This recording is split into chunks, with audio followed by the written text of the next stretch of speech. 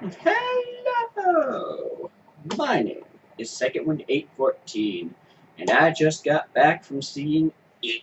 Yes, the latest adaptation of Stephen King's classic novel. And I liked it. In fact, I loved it. I have to say, this movie was a lot better than I was expecting. So, before we start, I just want to say this. Yes, I personally am not scared of clowns and never have been. Have been.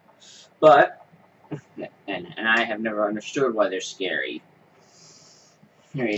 But that out of the way, hey, hey, I just want I want to start out by saying that I think Bill Skarsgård are nailed Pennywise. It's like I just said, I'm not scared of clowns, but I will admit that Bill Skarsgård Pennywise did creep me out on a few occasions. Occasions. So yeah, I want to start out with out by saying that apart from Bill Skarsgård, I think the other actors in this film did a superb job. The kids' emotions felt real. Their reactions to everything felt real. Hmm. They felt everything. Their fear felt real. Well, I mean, they actually felt like kids. Kids. So yeah. Nah. That's probably what helped drive this movie is the superb acting. So, okay. Moving on from that, this movie did have some intense moments that really got really he got creeped me out, I should say. So let's start out with the beginning, inning, inning moment. The classic drain scene where Pennywise kills Georgie. Well, I'll be, well, unlike in the original where you just see Georgie getting his arm pulled, and then it cuts to the funeral scene. Here we actually see Georgie get his arm ripped off, and we see him get pulled into the sewer. So yeah, yeah. I have to admit, I did not see that one coming. I honestly did not think they were going to do it like that. I honestly thought that perhaps they were just going to have Pennywise rip his arm off and he'd just stay there. But yeah, that was only one of many scenes that creeped me out in this movie. So yeah, if you're wondering if he takes any of his forms as he did in the book, he does, but I mean, not I as many. Granted, and I will admit now I've never read the book, but I mean I have. But I mean I know what form she takes. You can look it up online. He takes on some of the forms, but I mean the werewolf is not here. It's implied. He sort of takes on the werewolf form. He does take on the leper, and trust me, the leper in this one is leper was freaky. Leper was definitely freaky for me. He takes the form of some weird spirit from a painting. I'm not entirely sure what it's supposed to be. And then and of course he takes form of Pennywise. Eyes. So yeah. So I want to say that apart from the horror, I thought this film had some great humor to it, and I like every single character. Well, at least the Losers Club. I'll get to some of the other characters later. But anyway, it's like Eddie Casper in this one is hilarious. Hilarious. Hilarious.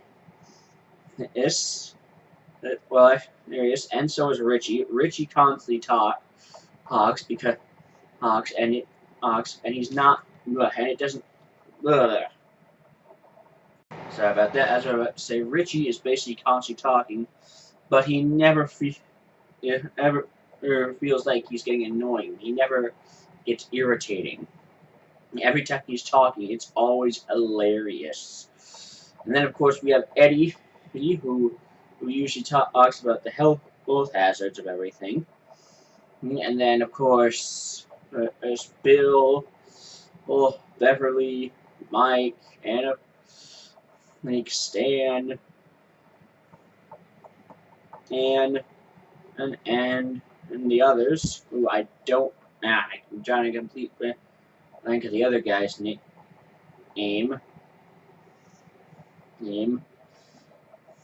I'm sorry. Sorry. We have the entire Losers Club, who, like I said, it did a fantastic job. All of the reactions felt genuine. Now, I wanted to, aside from the fear, with all Pennywise, I wanted to, the reactions with the rest of the world also felt genuine. And as the reactions to outside factors, and by outside factors I mean the events in the world around them, like their parents, the bullies who I'll get to in a minute. But all that felt genuine, and as well as all the reactions and how they deal with it. And how they deal with it honestly feels like how teenagers would deal with something. They feel like, it honestly feels like they're going through these emotions, like they're going through these, I don't know what you call it, these these problems that they have, and a lot of them feel like real world problems. With Bill missing his younger brother, Beverly to be dealing with being a girl, a teenage girl. Eddie with dealing with his overbearing mother, who was constantly trying to protect him, and everything else. And I want now getting to the bully part. The bullies, with Henry Bowers, Patrick Hockstetter, and the others, they honestly felt genuine as well. Hell, every time the bullies showed up, they honestly feel like bullies, and the bullies, and I just hated the bullies, and not because they were bad actors, but because these bullies were just horrible. They were just horrible kids. It's just tormenting them. Now, them. So yeah. And granted, yes, as a couple of them, Pennywise does get one of them. But anyways, so as far as Pennywise, as I was saying, Bill Skarsgård did a fantastic job playing Pennywise. But I want to say that with it, like I said, he does take on several forms, like the leper. He sort of transforms into the werewolf. He does turn into something else. I'm not really sure what it was during the beginning. But anyway, so what I think is interesting about this movie is that with Pennywise is a lot. Every time he's on screen, it feels necessary, even if when he's only on screen and he's only on screen for a little bit. But every time he's there, it feels absolutely necessary. It never feels like he's on screen for too long. It never feels like he's just there to chew the scenery. Well, I shouldn't say chew the scenery, but it never feels like he's there just to have him He's always, every time he's on screen, it always feels like he should be there. There, nothing or no scares wasted in this movie. Even, yeah, and I want to say that as far as jump scares go, oh, for me personally, there was only one that got me, and it was at the very inning, beginning of the movie. Other than that, none of the, I did not find a single jump scare. As in, I didn't find a single moment that literally made me go flying into the back of my seat, and then it just pissed me off afterwards.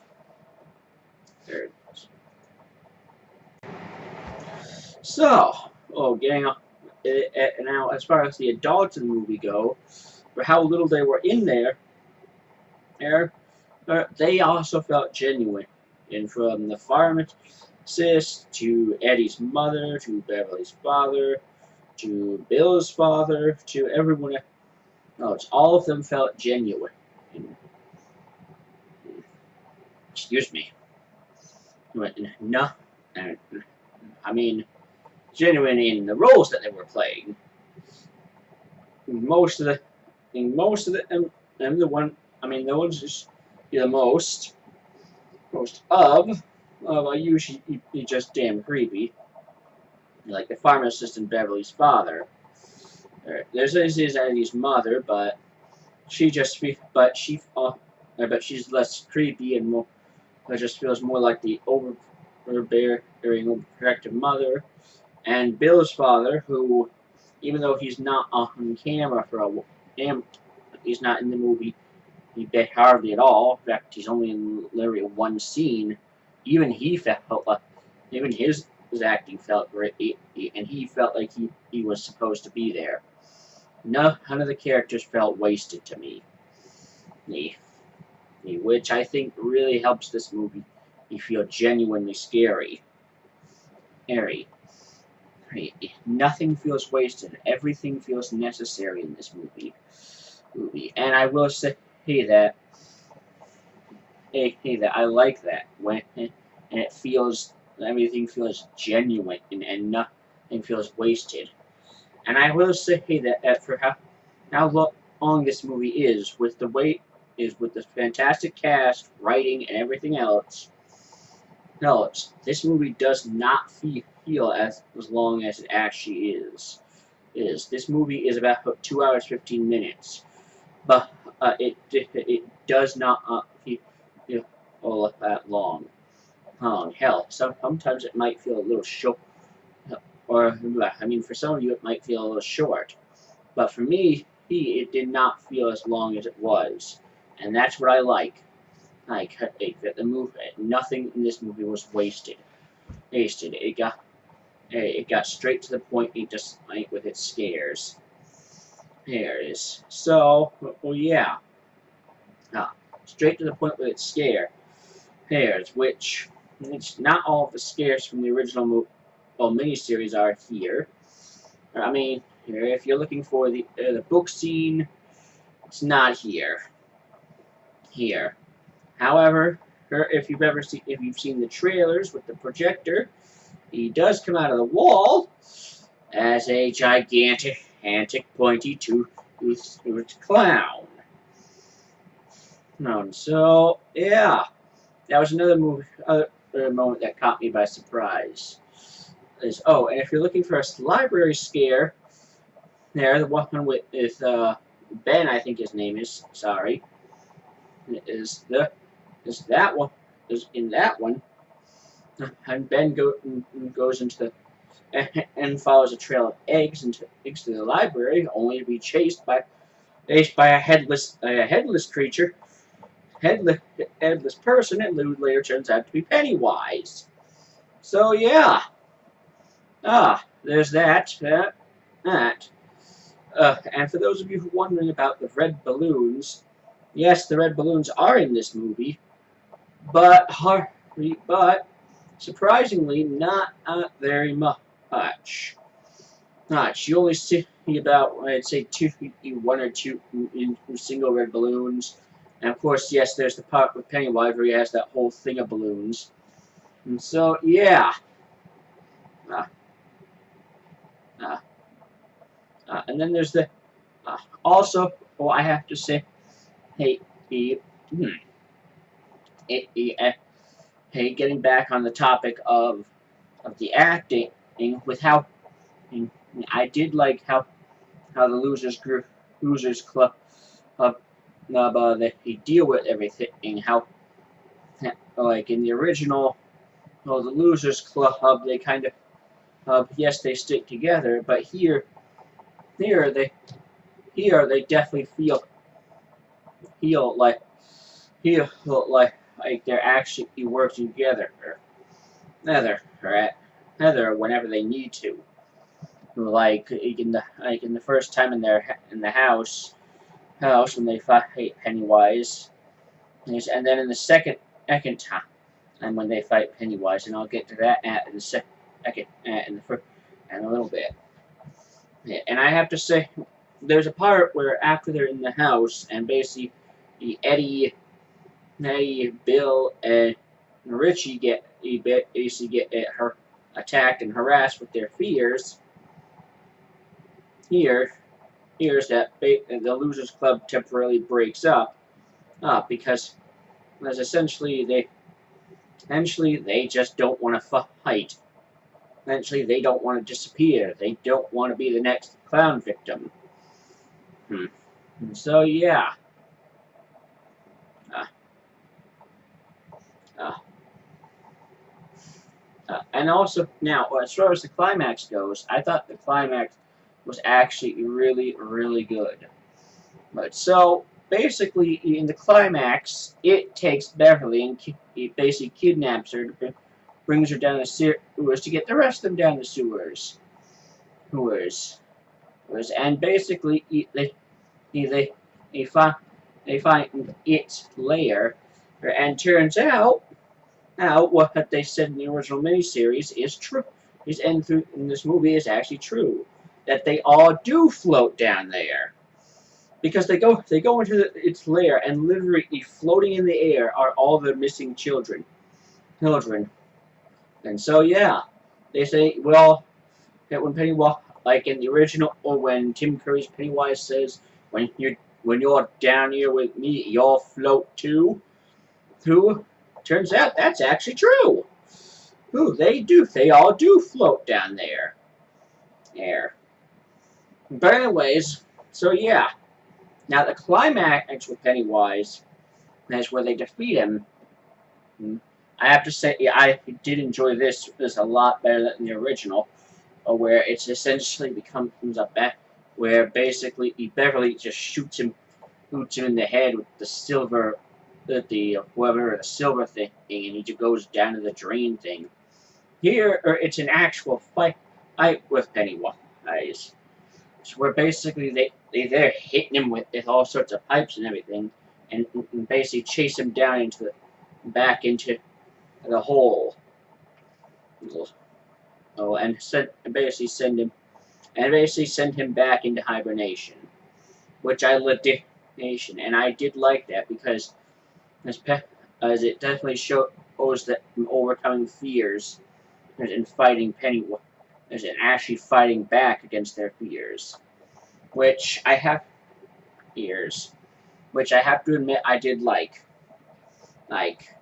Oh, and if you're one of those people one of those hardcore Stephen King fans who was expecting them to put the infamous sex scene in the book, sorry, but no, they don't do that.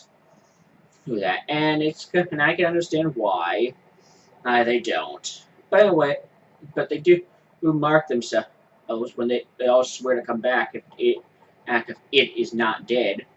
And this time by literally cutting their own hands and literally taking a blood oath. So yeah, I thought that was interesting. So interesting. And if you're wondering, do you ever see Pennywise is deadlights. Lights form. Well, I mean, you do for a little bit when it takes Beverly and she wakes up in a sewer. There, basically, Pennywise attacks her, and basically he opens his mouth and his whole head opens, and you see down into the lights.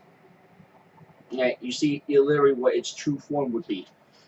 But because she's not afraid of it, hey, it's not able to work on her. So yeah. Uh, uh, Now before I wrap up, I just want to say that I did look at with as far as how or they deal with the bullies. Is I did like that too. I mean, okay, Patrick Hockstetter gets taken by it, and in a really yeah, should I say, a scary way. So basically, what happens to Patrick Hockstetter is on the bridge scene where they're tormenting Ben, and Ben gets away. He basically escapes them, and Patrick goes into a sewer drink and watch in after them, and thinking that he's going to find Ben. And instead ends up finding zombie versions of the missing children, and starts running, but turns out he's locked in there. And well, I think you know what happened then. And that's the thing, you don't really see Patrick's death. The only real on-screen death you see here is Georgie's. And while some people may say, hey, that's lame, I do want to say that I think that works in the movie's favor, because I definitely think that if they had shown too many deaths on the movie, it would have gotten old. It would have gotten kind of irritating, and that's what I can appreciate. Now, as far as Henry, Henry Bowers does not get taken by it. With Henry Bowers, basically what happens is in the house, in the evil house, where they basically go down when all the rest of the boys of the Losers Club go down into the whole to try to find Beverly. Bowers attacks Mike. Yes, Mike. And after a struggle, Mike sends him down the well and basically, I guess, at what they thought the bottom, I think it was either not stable or it was like wood, and Henry crashes through the bottom and goes falling down. So we're not. So we're just left to infer that Henry is dead. So it's going to be real interesting to see how that angle plays out in the sequel. So yeah.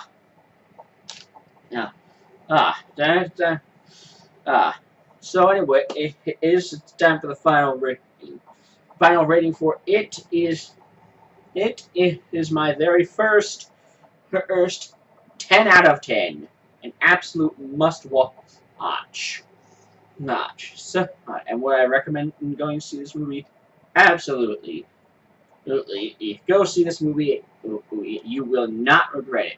I mean, unless you don't like horror movies, and then you'll probably be scared for the rest of your life. But anyways, so yeah, there you have it. It, 10 out of 10, and go see it. And well, that about wraps up for this video. My name is Reelwind 814. Thank you so much for watching. May the wind always be at your back. See ya!